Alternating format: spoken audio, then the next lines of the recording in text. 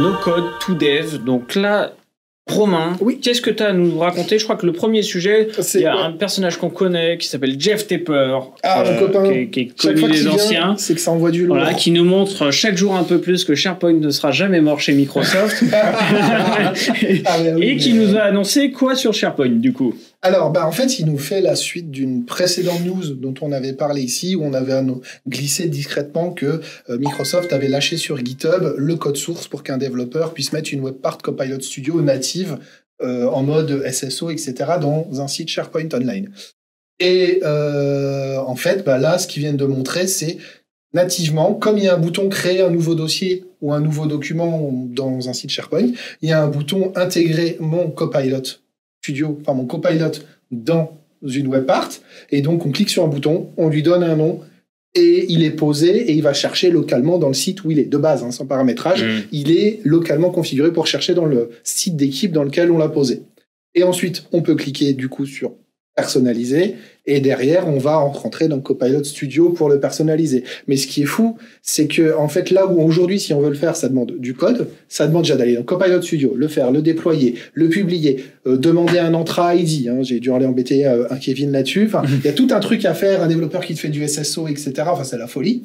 Là, il te dit, c'est la même procédure que créer un sous-site ou une liste, et tu obtiens, tu as un Copilot, et ça rejoint, comme je te disais, le scénario que tu me disais du gars, du vendeur, ça demande du code. Oui, sur un site e-commerce, oui. Mais là, sur un site SharePoint, en quelques clics, surtout qu'on sait qu'il va y avoir derrière un chat GPT 4o qui va arriver, qu'est-ce qui va se passer? C'est qu'en fait, on va avoir un Copilot avec la compréhension de la voix, donc je vais lui parler, je vais lui poser des questions oralement sur le contenu de mon site.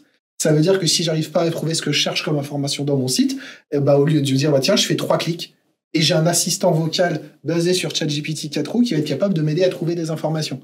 Donc du coup, on a une intégration native avec des fenêtres paramétrables, j'ai l'impression. Alors après, si je veux aller plus loin, je vais dans Copilot Studio, qui est l'emplacement pour développer. C'est ça, c'est que ça crée quand même derrière le projet dans Copilot Studio, donc tu peux aller le customiser réellement là-bas. Par contre, tu l'as généré. Le template de base. C'est vrai. En fait, si t'as tout fait. C'est-à-dire que si tu vas dans Copilot Studio, ils nous ont montré les écrans.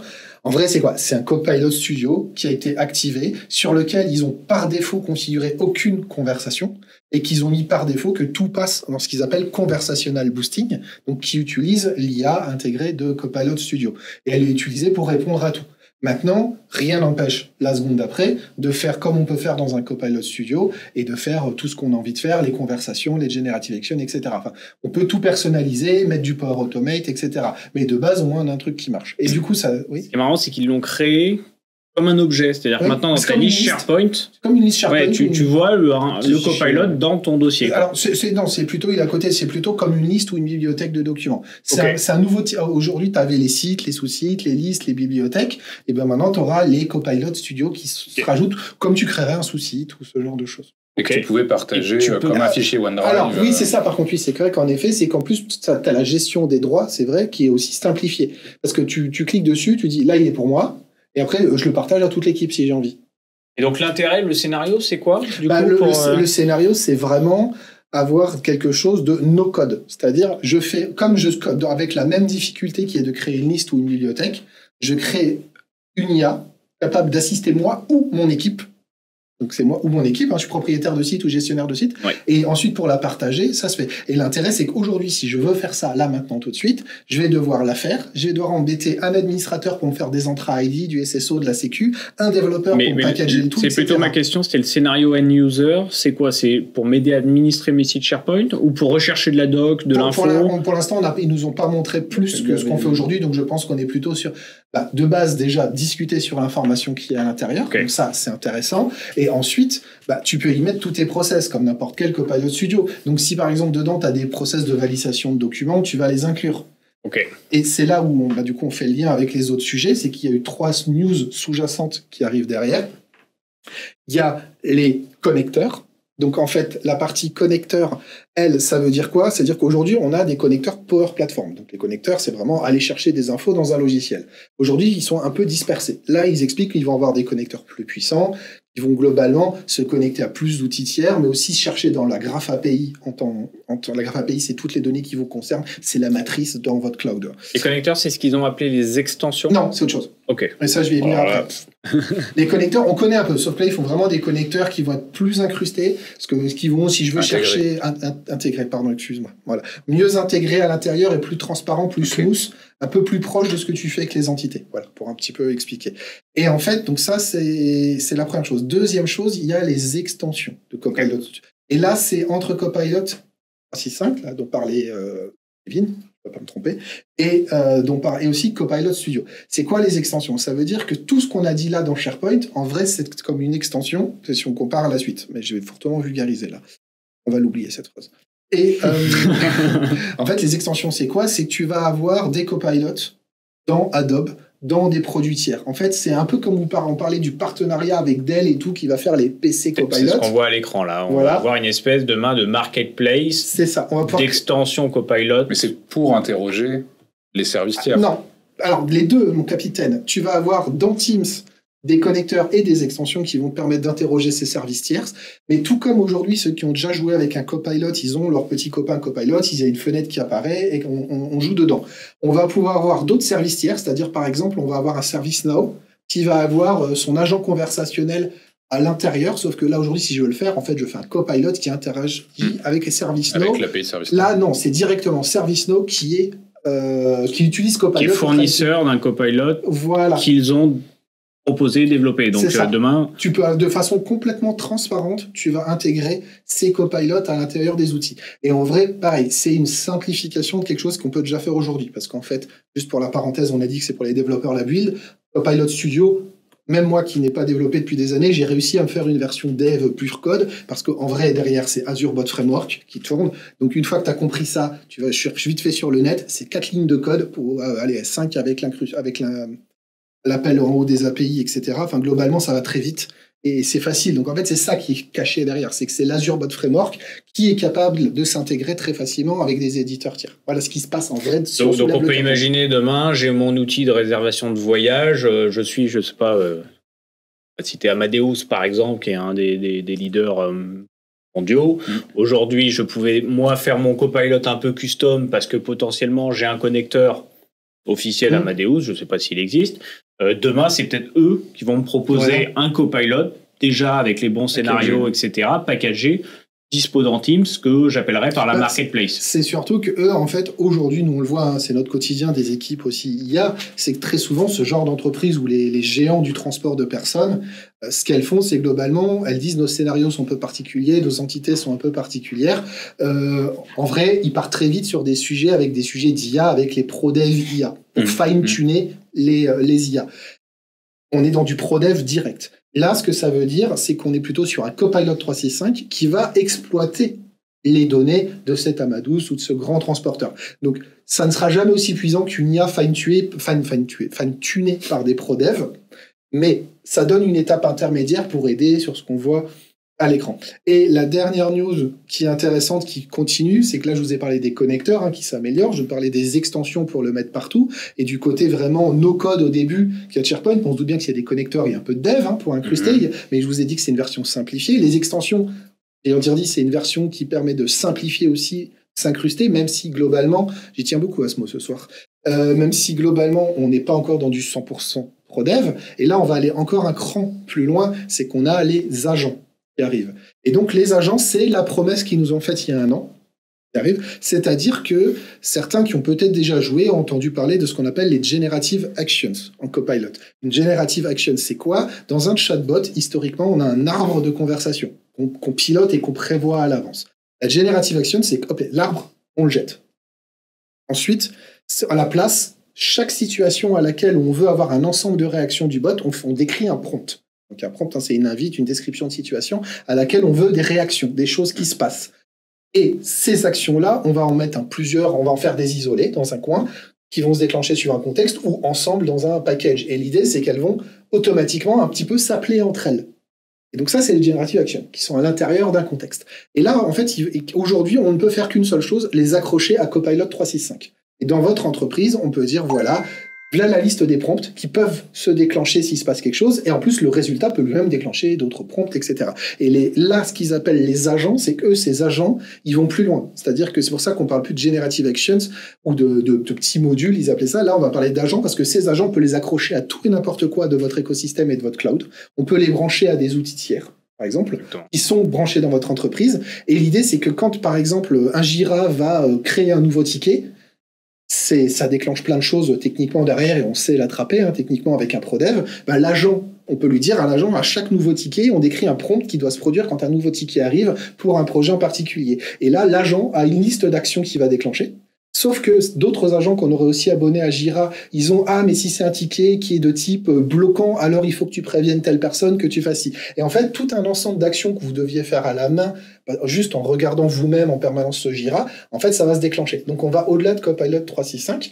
Donc, c'est là que ça devient intéressant. Et c'est un concept qu'on évoque depuis un moment. Un an. Notamment côté Azure, qu'on commençait à amorcer. On a beaucoup parlé pour faire le parallèle avec ce qu'on vivait côté code. Du coup, il y a notamment, on a parlé des orchestrateurs, LangChain, le semantic kernel, qui nous permettaient d'arriver à ce niveau-là. C'est-à-dire qu'on le rappelle, le LLM de base, lui, ne fait que comprendre et générer du texte. Pas d'action à ce moment-là. On peut presque dire pas d'intelligence à proprement parler, pour aller à un niveau dessus. Là où on avait les kernels qui étaient utilisés dans les projets, c'est typiquement, je suis un bot support, j'ai monsieur un tel qui m'envoie du coup une problématique. Je vais peut-être aller déjà, au moment où je reçois son ticket, vérifier s'il n'a pas eu d'autres problèmes. Et pour ce faire, je lui donne accès via des plugins, des skills, on parle de skills. C'est ça. Skills. Et des compétences. c'est la même chose. En fait, tu vas lui donner un certain nombre de compétences, et soit ils vont en déclencher qu'une seule, parce qu'il a besoin d'en déclencher qu'une seule, soit il va comprendre que ton action, il a besoin de la découper en plusieurs sous-actions, potentiellement. Et là, il va déclencher la première, puis la deuxième, puis la troisième, puis la quatrième. Alors, on l'avait dit, et d'ailleurs c'est assez fou, c'est quand on regarde comment il a réfléchi, alors je ne sais plus comment ils appellent ça, la pensée en gros dans côté Azure, mais on peut voir comment il a construit sa réflexion et comment peut-être il a lancé un appel à Jira, puis fait autre chose parce qu'il n'avait pas de réponse de l'appel à Jira. L'arbre de pensée. Voilà, c'est exactement ça. En fait, en vrai, Copilot Studio, comme j'ai comparé tout à l'heure, un Copilot Studio en fait, ce n'est que du bot framework version no-code, low-code. Ce que je viens de te décrire, en vrai, c'est si pareil, on soulève le capot, on verra un gros logo semantic kernel. Pas de magie. Semantic kernel, qui est du coup la version des orchestrateurs proposée par Microsoft. Tout à fait. En LangChain et du monde open source. Donc ça, c'est du coup, c'est une vraie valeur ajoutée dans tout ce qu'on fait en développement du coup. Côté bot avec OpenAI ou les LLM plus largement, ça arrive côté low-code, du coup, c'est la bonne nouvelle. Et tout ça, justement, je parle de connecteurs, je parle d'extensions, tout ça, c'est des choses qui sont à la limite du low-code, voire du pro-dev. Et ce qui est très intéressant, du coup, c'est qu'on a des studios qui arrivent. Donc, je vais pas trop en parler là, parce qu'on en a parfois parlé dans des news précédentes, parce qu'on peut pas tout raconter, mais globalement, il y a des notions de studio, de Power App Studio, de code. On a des notions de vrai code. On va pouvoir aller au-delà de juste regarder un petit peu du XML ou du XAML ou ce genre de choses. On va avoir vraiment un accès à ce code. Et en plus, cet accès à ce code qui permet à du ProDev de travailler, et donc, si on voit du code, de co-autorer, ça aussi parce que ça veut dire qu'on va versionner et on va pouvoir avoir toute la logique. Et donc, qu'est-ce que c'est l'étape d'après? C'est GitHub. Voilà.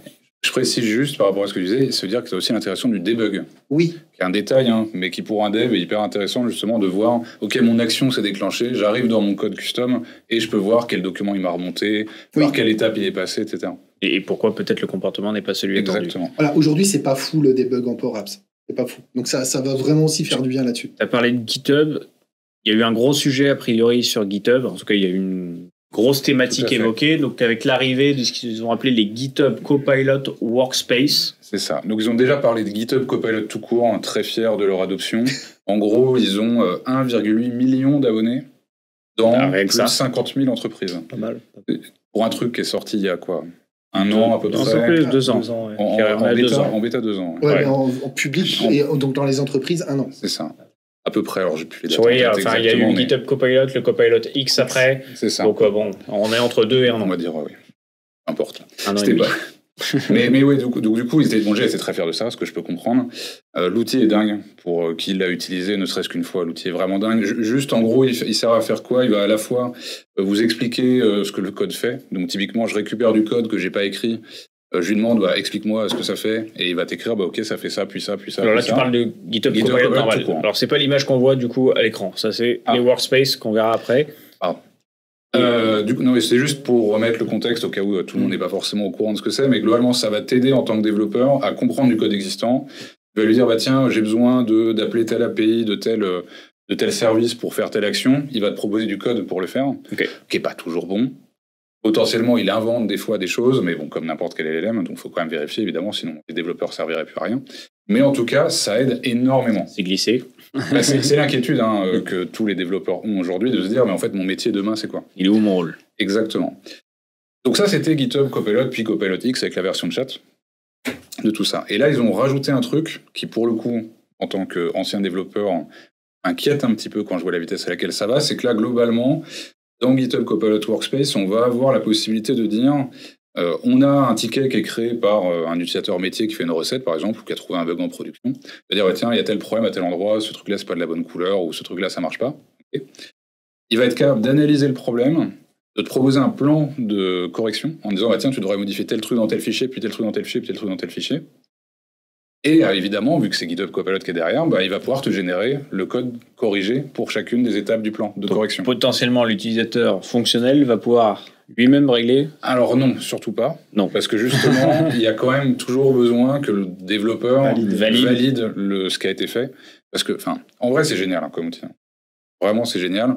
Maintenant, il faut quand même comprendre ce qu'il te raconte. Et potentiellement, des fois, il se trompe. Et là, on est où? Donc, on est de ce que tu as vu dans GitHub? Dans GitHub directement, ouais. Parce qu'en fait, les issues, c'est en gros quand tu crées un ticket. Ok. En gros. Donc, le GitHub Copilot Workspace, c'est l'interface classique de GitHub. Alors, je ne sais pas exactement où ça va être intégré. Okay. Je pense que ça va être dans l'interface juste de GitHub. Je pense qu'il faudra des licences GitHub entreprises qui valent un peu d'argent. Mais sinon, oui, c'est ça, c'est exactement ça. Donc, c'était dans ton interface GitHub, là où tu gères tes tickets, là où tu gères ton code, là où tu gères tes pipelines de déploiement. Tu auras ton workspace au milieu. Donc, du coup, ça paraît assez impressionnant, a priori? Très impressionnant. Ok. C'était surtout la discrétion de l'intégration qui est assez impressionnante. En fait, on est comme dans celle là où on a Outlook ou Word, où t'es là et il te dit tout d'un coup, boum, t'as Copilot qui est et là, t'es pas vraiment dans une logique d'interface conversationnelle. T'es vraiment dans un assistant, mais qui est pas juste un chat. C'est il prend ton truc, il dit voilà, le plan que j'imagine c'est ça. Tu peux il te propose des choses. C'est dynamique. Et tu peux ajuster le plan. Tu dis tiens, tu devrais aussi mettre la doc à jour au passage. S'il n'a pas prévu de te le proposer, tu devrais mettre à jour le README. Et quand tu vas lui faire l'exécution, il va potentiellement générer aussi la doc à jour. Donc d'un point de vue UI, on voit une adaptation de l'UI au fait de travailler avec l'agent conversationnel. Mais ils insistent bien sur le fait qu'il laisse la main au développeur, c'est-à-dire qu'il ne prend pas la décision tout seul. Toi, il ne propose pas une solution toute faite. Il va te dire, je pense que le plan c'est ça, et pour chaque étape, il va te proposer une modif de code que tu es censé valider unitairement. Tu sais, Copilot, Microsoft, ils y tiennent beaucoup. Parfois, je fais souvent la blague en disant pour une fois, Copilot, c'est pas l'équipe marketing qui a pioché des lettres de Scrabble au hasard pour trouver un nom. Ils y tiennent au fait que ça s'appelle Copilot et que, comme ils disent, ils font de l'IA, et surtout, il faut le faire de l'IA responsable, ils ont dit Microsoft, et ça, ils y tiennent. Et donc, je trouve que pour l'instant, c'est pas qu'une limite de capacité produit. Ils veulent que ça reste un copilote, parce que du code, même s'il te propose toutes les corrections, il voit les corrections par rapport à l'endroit qu'il lit. Il voit pas ça par rapport au contexte de ton projet de 5 ans. Il voit tout le contexte global du projet. Mais tu penses qu'il va vraiment tenir compte? Alors, il va pas forcément regarder... je sais pas s'il regarde l'historique, mais en tout cas, il regarde l'état actuel entier de tout le projet, ça c'est sûr.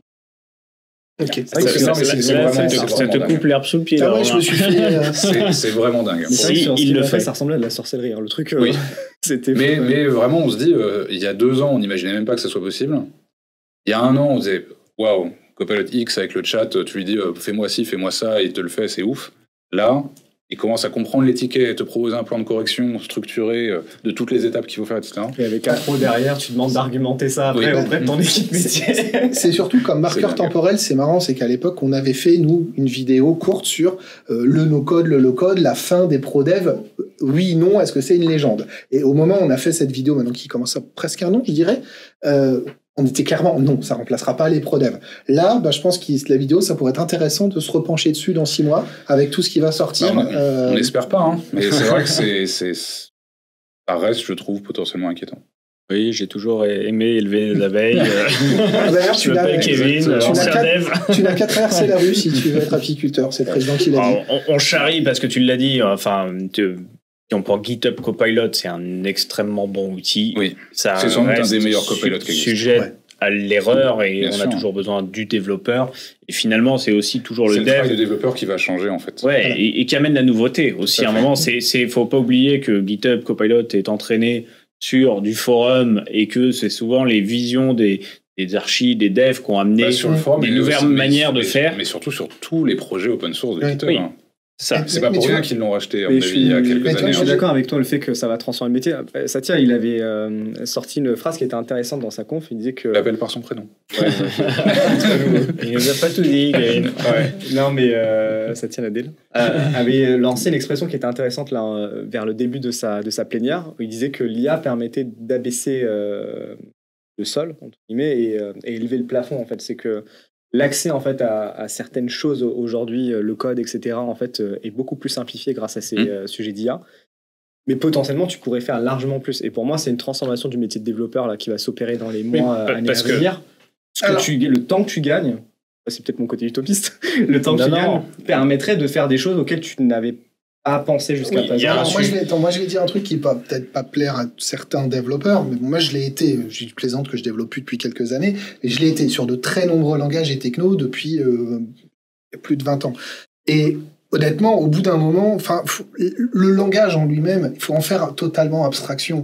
Le développeur, au bout d'un moment, ce qu'on attend de lui, c'est sa capacité de réflexion, de conception, de penser des architectures, c'est d'aller au-delà. Au début, quand on débute, on a tous débuté, on a du mal vraiment sur le code en lui-même, c'est apprendre une nouvelle langue, on fait que des bugs parce qu'on n'a pas le bon mot au bon endroit. Mais au bout d'un moment, ce qu'on attend vraiment, c'est cette capacité de projection et de réflexion. Donc oui, ça va faire mal, l'expression est un peu vulgaire, pisser du code n'aura plus d'intérêt.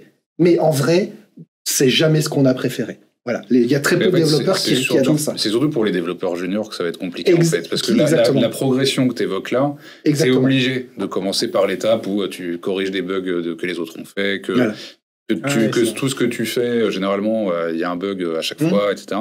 Mais c'est une phase d'apprentissage qui est obligatoire.